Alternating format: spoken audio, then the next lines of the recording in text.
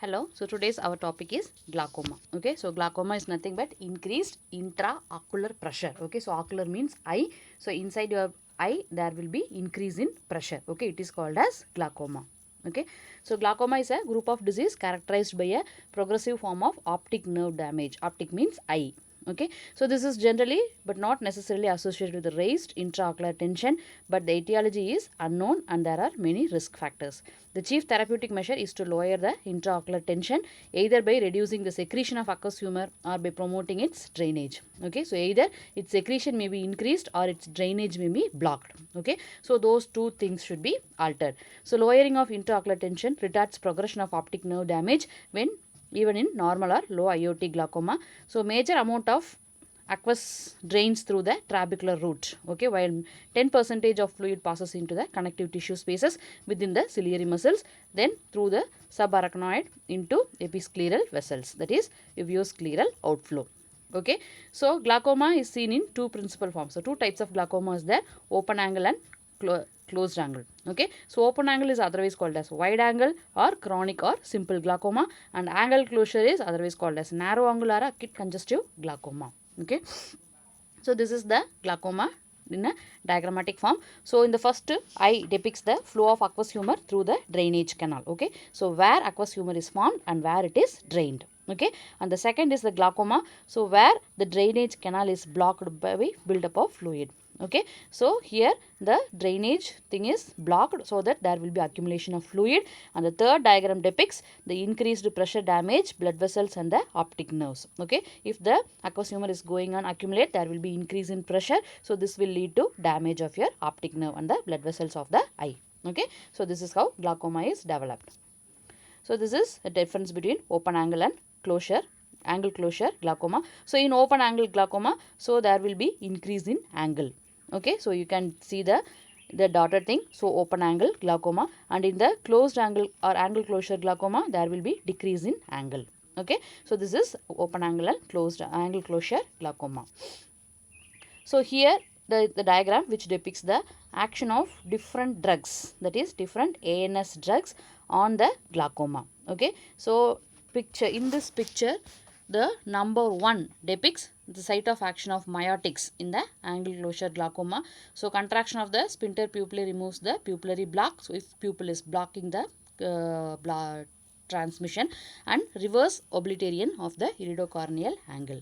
And number 2 is the site of action of myotics in the open angle glaucoma. So contraction of ciliary muscles pulls the scleral spur and improves the trabecular patency. And third is the site of action of beta blockers, alpha 1 agonist, alpha 2 agonist, and carbonic anhydrase inhibitors. Okay, so all reduce the aqueous humor secretion by the ciliary body. So here carbonic anhydrase, it is the enzyme which is useful in production of aqueous humor. So if it is inhibited, so that the production of aqueous humor is reduced. So site of action of fourth is the site of action of prostaglandins and adrenaline. So increases the uveoscleral outflow, that is through your scleral layer. So by the altering the permeability or by increasing the pressure gradients. Okay, so next is the site of action of adrenaline, that is beta 2 agonist, possibly increases the aqueous conductivity of the trabecular filtering cells. Okay, so this is how different drugs act on your glaucoma. Okay, so open and wide angle glaucoma, it is probably a genetically predisposed degenerative disease affecting patency of the trabecular meshwork, which is gradually lost in the past middle age. So this is a genetic disorder, this open angle glaucoma.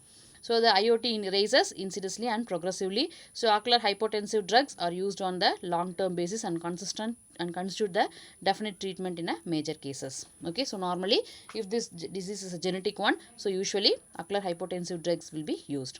So what are the drugs used means beta adrenergic blockers. So topical means the drugs used in the eye. Okay, topical beta blockers have been first line drugs till recently, but prostaglandin F2 alpha analog. So prostaglandins, they are the inflammatory mediators. Okay, so analogs are the preferred drugs now. In contrast to myotics, the beta blockers do not affect the pupil size, tone of the ciliary muscles or outflow facility, but lowers the intraocular tension by reducing the aqueous humor formation. So this probably results from the down regulation of adenyl cyclase due to beta 2 receptors blockade in the ciliary epithelium, and a secondary effect due to reduction in the ocular blood flow. So they are the as effective as myotics and produce less ocular side effects. But ocular beta blockers are lipophilic with high ocular capture, so and have no weak or local anesthetic activity. So ocular side effects of beta blockers, these are the generally mild and infrequent. So there will be stinging. Stinging means a slightly irritating sensation, redness and dryness of the eye, corneal hypothesia, allergic bleiberitis, that is inflammation of the conjunctivitis, and blurred vision may occur. Okay, so next is the alpha adrenergic agonist. So you can use dipivirine. So it is a prodrug for adrenaline, penetrates the cornea and is hydrolyzed by the esterases present into the adrenaline. Okay, so which itself has a poor corneal penetration and cause ocular smarting, so reactive hyperemia will be increased in temperature. So the released adrenaline lowers the intraocular tension by augmenting uveoscleral outflow. Beta 2 receptor mediated increase in hydraulic conductivity of the trabecular filling cells as well as by reducing the aqueous humor formation. So though better tolerated and longer acting than adrenaline, dipivirine still produces significant ocular blurring, burning, there will be burning sensation and other side effects. So it is infrequently used for the add-on therapy. Next is the prostaglandin analogue. So low concentration of the prostaglandin 2 alpha was found to be lower IOT without inducing ocular inflammation. It acts by increasing the uveoscleral outflow, possibly by increasing the permeability of the tissues in the ciliary muscles or by an action on episcleral vessels.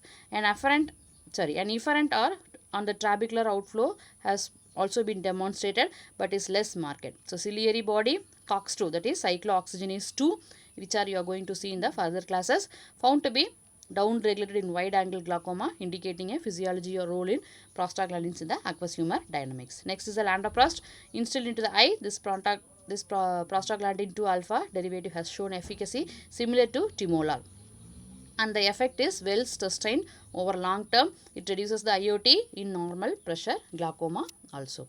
So next is the carbonic anhydrase inhibitors. So acetazolamide, oral treatment with acetazolamide reduces the formation of aqueous humor by limiting the generation of bicarbonate ion in the ciliary epithelium. So side effect are paresthesia, there will be tingling or pricking, pin needles. Okay, anorexia, hypokalemia, acidosis, malaise and depression, restricting long-term use in few cases which target IOT is not achieved even by concurrent use of 2 or 3 topical drugs. So usually these carbonic anhydrase inhibitors are used when topical drugs are not effective. Next is the dorzolamide. So it is topically useful carbonic anhydrase inhibitor developed in the circumevent systemic side effects of acetazolamide. It lowers IOT by up to 20%, somewhat less efficacious than timolol. Ocular stinging, burning, itching, corneal edema and bitter taste are the usual side effects. So systemic adverse effects are also possible. Myotics, so because of several drawbacks they are not used nowadays, so it is our last option. So in open angle glaucoma they are lower the IOT by increasing the ciliary muscle tone, thereby improving the patency or trabecular outflow. So angle closure, so it occurs in the individuals with a narrow iridocorneal angle and shallow anterior chamber. Okay, so if the iridocorneal angle is very narrow or if the anterior chamber is very shallow, this type of glaucoma will precipitate. The IOT remains normal until an attack is precipitated. So up to the first attack, the intraocular tension will remain constant. So usually by mydriasis, the IOT rises rapidly to very high values up to 40 to 60 mm of mercury.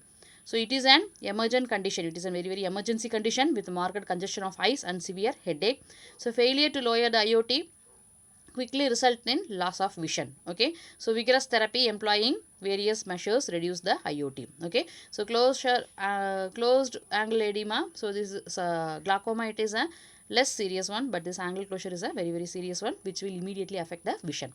So usually hypertonic mannitol will be infused IV, decongest the eye by osmotic action. So mannitol will be infused IV. Next is acetazolamide. So this mannitol is nothing but plasma volume expander. So this will expand the plasma volume. Next acetazolamide will be given IV followed by oral twice, started the concurrently. Next myotics may be used. Once the IOT starts falling due to above the IV therapy, pilocarpine 1 to 4% is instilled every 10 minutes initially and then at longer intervals. Then topical beta blockers can be used. So it instilled 12 hours in addition. So aproclonidine is used, lantoprost, so instilled may be added. So drugs used to terminate the attack of angle closure glaucoma. So definite therapy is only surgical or laser iridectomy. Okay, so this is the temporary measure for angle closure glaucoma. So permanent solution is a surgical removal of the iridectomy. Okay. So this is the another diagram which will depict the formation and thing of glaucoma. So in the first diagram, so there is a production and outflow. So the second one, there will be pupillary block, so which is called as secondary block on the angle. Okay, and next is the diagram showing iris plateau. So primary angle closure may be results from the pupillary block with bulging of iris or from the occlusion of the periphery of the iris. So both results in imbalance between the aqueous production and drainage. Okay, so here the last upper diagram, it shows the increased intraocular pressure. Okay, so on the upper lower diagram, instead the acute angle closure results in marked increase in the intraocular pressure with conjunctival hyperemia, so corneal edema and fixed middia pupil. Okay, so this is the nerve pathways of the drug treatment. Okay, so here there is a action of different drugs on the glaucoma. Okay, so what still now what we have seen, so this is the action of different drugs on the glaucoma. So with this, glaucoma is over. So remaining, so certain types of glaucoma can be treated with the drugs that modify the activity of sympathetic or parasympathetic nerves in the eye. So same thing. So parasympathetic activity opens up pores of the trabecular meshwork and enhances the outflow of the aqueous humor into the canal of Schliemann.